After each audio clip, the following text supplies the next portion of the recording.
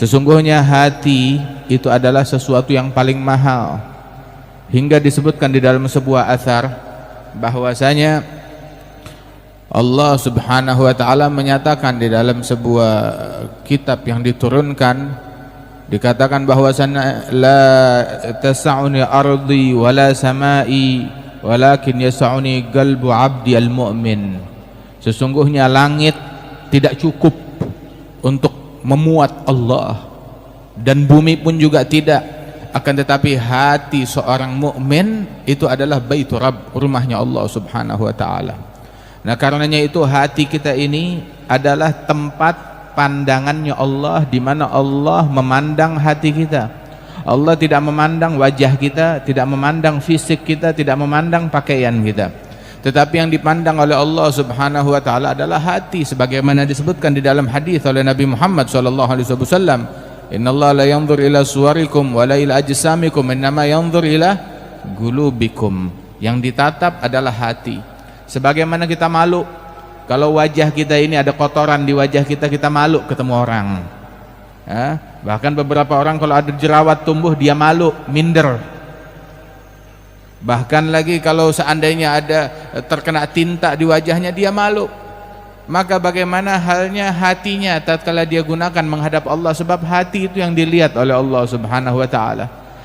Tidakkah seseorang malu ketika Allah menatap kepada hati orang tersebut, didapati di dalam hatinya ada dengki, ada iri, ada cinta kepada hal-hal duniawi, ada riya, ada ujub, ada banyak penyakit hati.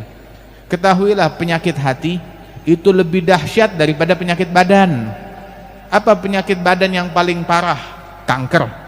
Kanker orang begitu meninggal dunia udah sembuh kankernya, nggak perlu ke dokter lagi, nggak perlu ke dokter, nggak perlu nebus obat, nggak perlu kemoterapi lagi, udah sembuh, selesai sudah kalau sudah meninggal dunia. Tetapi penyakit hati justru kematian bukan akhir dari penyakit hati.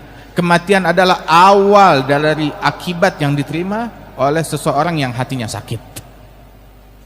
Yang namanya riya, yang namanya dengki, yang namanya hasad, itu besok di hari kiamat begitu orang meninggal dunia, dia bakal hadapi itu semuanya, hasil daripada kedengkian dia, hasil daripada riya dan ujub dia, hasil daripada penyakitnya hati dia. Nah itu besok. Karenanya itu beruntung orang yang membersihkan hatinya. Namun orang yang membiarkan hatinya ternoda, dia adalah orang yang celaka. Sayyidina Ibrahim ala nabiyina wa alaihi afdhalus salawat wa azka taslim, tahu kan di dalam doanya kepada Allah taala beliau doa minta apa? Wala tukhzini yauma yub'atsun yauma la yanfa'u malun wala banun illa man atallaha biqalbin salim. Ya Allah, jangan hinakan aku di hari kebangkitan, hari di mana harta enggak bawa manfaat, keluarga enggak bawa manfaat, tahta enggak bawa manfaat. Kesian orang yang menyangka bahwasanya tahta, anak ataupun juga harta bisa nolong dia besok di hari kiamat. Lah, enggak bisa nolong dia besok di hari kiamat. Illa, kecuali man atallaha biqalbin salim, yang selamat dari kehinaan, dari kehancuran adalah orang yang datang menghadap Allah membawa hati yang selamat. Artinya kalau hatinya enggak selamat, itu yang hancur, itu yang celaka. Manakala hati enggak selamat, enggak ada gunanya. Wa inkan mulkul ardi fi gabdati yaddi, barang siapa yang datang membawa hati yang cacat, enggak ada gunanya walaupun dia datang menghadap Allah membawa kerajaan langit dan bumi, tapi hatinya kotor, belepotan dengan dengki dan iri, waliyadzubillahi min dzalik. Karenanya itu yang paling mahal pada diri seseorang adalah hatinya. Makanya hati itu mesti dijaga dari kotoran. Sebab tuh semua istiqamahnya mata, istiqamahnya mulut, istiqamahnya tangan, tuh tergantung dari istiqamahnya hati. Itu Sayyidina Isa bin Maryam, pernah dia dicaci maki orang, begitu selesai dicaci maki dia bilang jazakallah khair, terima kasih. Bilang Hawariyin bilang kepada beliau, ya Rasulullah, ma tasma' ma yaqul, kamu enggak dengar apa dicaci maki sama dia?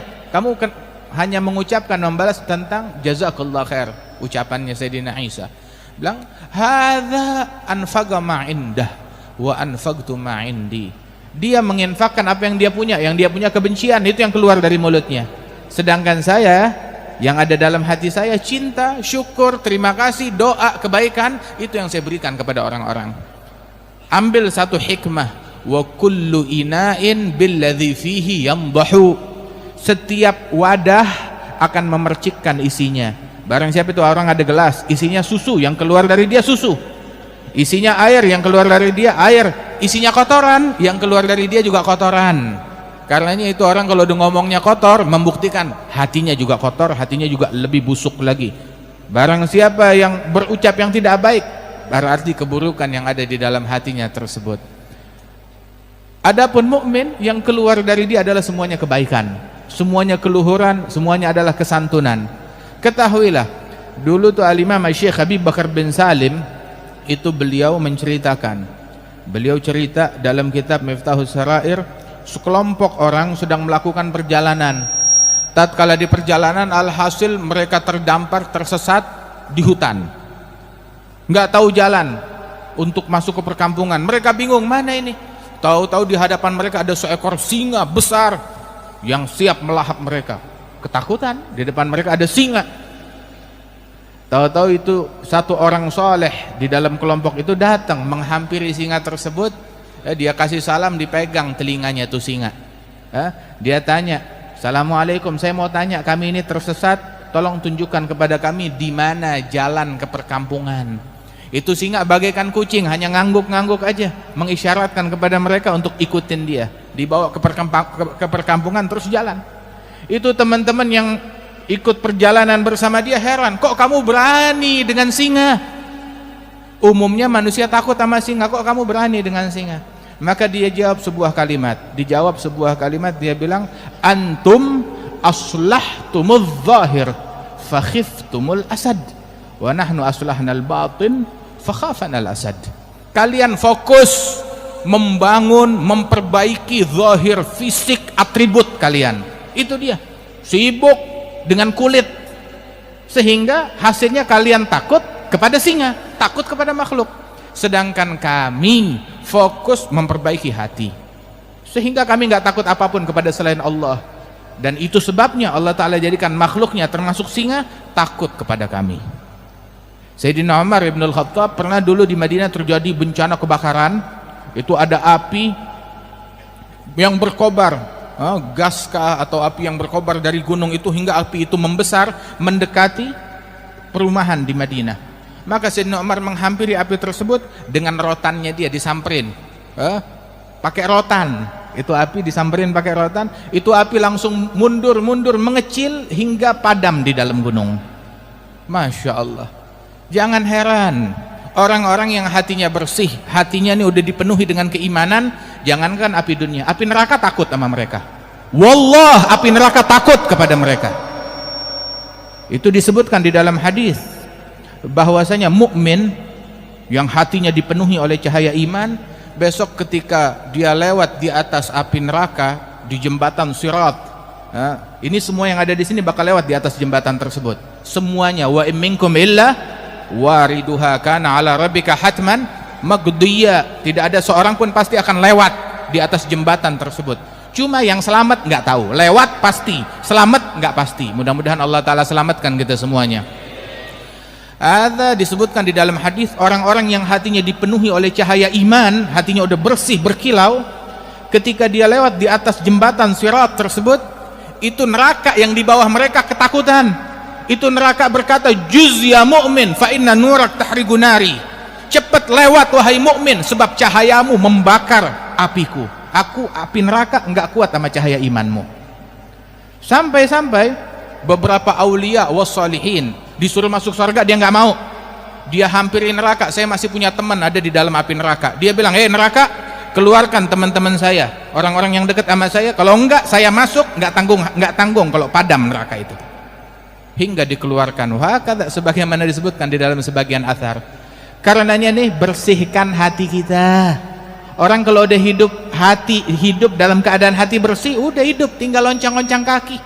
Enggak peduli. Antum tahu Al-Habib Ali bin Abdurrahman Al-Habsyi hidup di zaman kapan? Ngalamin zaman penjajahan Belanda, ngalamin zaman penjajahan Jepang, ngalamin zaman apa lagi namanya tuh, revolusi, ngalamin zaman Masya Allah, sampai zamannya PKI pun juga beliau alami hingga meninggal tahun 68. Akan tetapi beliau di hatinya nggak ada kerisauan, nggak ada ketakutan kecuali kepada Allah Subhanahu wa Ta'ala. Dan di dalam keramahan beliau, di dalam kebersihan hati beliau, Masya Allah, mau dalam keadaan terjadah atau apapun, sebagaimana para salaf yang sebelumnya, Al-Habib Ahmad bin Abdullah bin Talib Al-Attas Pekalongan, begitu pun juga hidup di zamannya penjajahan. Begitu juga Al-Habib Abu Bakar bin Muhammad As-Segaf yang haulnya besok, hidup di zamannya penjajahan. Masya Allah. Tapi mereka, sebagaimana dikatakan oleh Syekh Habib Bakar bin Salim, nahnul muluk hagigatan la ghairana wallah la malika siwana yujadu. Kami ini adalah raja-raja pada hakikatnya, nggak ada raja melainkan kami, ya, orang-orang yang diwakilkan kerajaannya oleh Allah Subhanahu wa Ta'ala. Punya apaan mereka? Itu waktu itu pernah di suatu masa, antum ta'rifun Al-Habib Abdul Qadir bin Ahmad As-Segaf pernah berdiri di majelis ini. Al-Habib Abdul Qadir bin Ahmad As-Segaf itu ayah beliau Al-Habib Ahmad bin Abdurrahman. Itu pernah waktu itu ada sedikit kesalahpahaman antara beliau dengan Sultan di Sewun, hingga akhirnya dia datangi Sultan di Sewun tersebut, ditegur. Sultan ini sebenarnya muhibbin, cinta, cuma ada terjadi kesalahpahaman, berhasil dipengaruhi hingga dia melakukan tindakan yang bertentangan dengan Al-Habib Abdurrahman Ahmad bin Abdurrahman As-Segaf, abahnya Habib Abdul Qadir bin Ahmad, hingga ditegur, wahai Sultan, jangan campur masalah ini, begitu. Dan tolong, asal kamu tahu aja, naz'ak min mulkak ashal indi min naz'il kufiyati. Saya melengsarkan kamu dari kursi kesultananmu lebih mudah daripada saya buka kofiah saya ini. Wallah, ada beberapa salatin, raja-raja, kesian sebagian orang menganggap waktu dia ditumpahkan, dipegangkan amanat kerajaan oleh Allah Subhanahu wa Ta'ala, dia nggak sadar kalau itu pinjaman dari Allah Ta'ala. Allahul Malik, Malikal Mulk, raja dari semua kerajaan. Dia membuat beberapa aturan yang tidak benar, akhirnya mengadu kepada beberapa ulama di Tarim. Maka ulama tersebut bilang, sampaikan kepada Sultan, suruh rubah aturan tersebut. Dia nggak mau rubah, suruh rubah, dia nggak mau rubah juga, sampai dia menzalimi beberapa orang. Akhirnya bilang suruh rubah, wa illa dia bakalan menyesal. Akhirnya tetap nggak mau rubah. Akhirnya orang alim tersebut masuk ke Masjid Ba'alwi, dia takbir 4 takbir. Tahu 4 takbir? Seperti takbirnya jenazah, Allahu Akbar, Allahu Akbar, Allahu Akbar. Udah, dalam 1 minggu 7 jenazah dikeluarkan dari rumahnya Sultan. Masya Allah, udah begitu baru dia taubat, rubah aturannya. Wahakadha, bersihkan hati kita.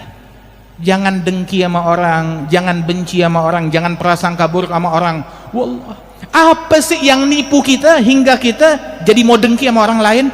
Apa yang menipu? Siapa yang menipu kita hingga kita membenci kepada sesama muslim? Apa dan siapa yang menipu kita hingga kita menghalalkan untuk mencaci sesama muslim, memaki sesama muslim? Wallah, yang menghalalkan itu penipu, menipu kita. Jangan tertipu. Sungguh kerajaan langit dan bumi terlalu murah hingga kita rela mengorbankan hati kita untuk mendengki, membenci, mencaci, memaki. Jaga hati kita, perbaiki hati kita. Ini kalau mau bicara masalah hati kayaknya sebulan nih nggak ada habisnya. Tapi hidup kita di dunia ini adalah pembelajaran dari Allah Subhanahu wa Ta'ala. Para ulama-ulama kita, awliya was salihin, misal Al-Habib Ali bin Abdurrahman Al-Habsyi, Al-Habib Muhammad bin Ali bin Abdurrahman. Al-Habib Muhammad bin Ali bin Abdurrahman tahu dikenalnya dengan apanya? Dikenalnya dengan kebersihan hatinya. Enggak pernah ngomongin orang, enggak pernah gosipin orang, enggak pernah ngatain orang. Al-Habib Muhammad bin Ali bin Abdurrahman belum terlalu lama meninggalnya. Tapi coba tanya orang yang kenal dengan beliau, kapan Habib Muhammad bin Ali pernah maki orang lain, pernah ngatain orang? Dikatain orang sering, dicaci orang sering, bahkan orang yang benci sama beliau datang ke majelisnya, ahlan, fadhal, naik ceramah maki Habib Muhammad. Wal Habib Muhammad bilang, jazakallah khair, terima kasih. Akhlaknya siapa? Akhlaknya Nabi Muhammad. Pertanyaan, yang memaki mana sekarang? Nggak dikenang, nggak disebut. Wal Habib Muhammad bin Ali bin Abdurrahman puluhan tahun setelah wafat beliau masih kita kenang, masih kita sebut, masih kita puji akhlaknya, radhiyallahu anhu ardah. Nah karenanya itu, nih hati kita bersihkan hati kita. Mudah-mudahan Allah Subhanahu wa Ta'ala membersihkan hati kita dari noda, dari kotoran, dijadikan kita orang yang bertakwa, dan Allah Ta'ala perbaiki keadaan kita sekalian. Amin ya rabbal alamin. Allahumma ij'al jam'ana hadza jam'an marhuma, tafarruqana min ba'dih tafarruqan ma'suma, wa la taj'al fina wa la minna wa la ma'ana syaqiyan wa la mahruma. Sallallahu ala sayyidina Muhammad wa ala alihi wasallam, walhamdulillahi rabbil alamin. Allah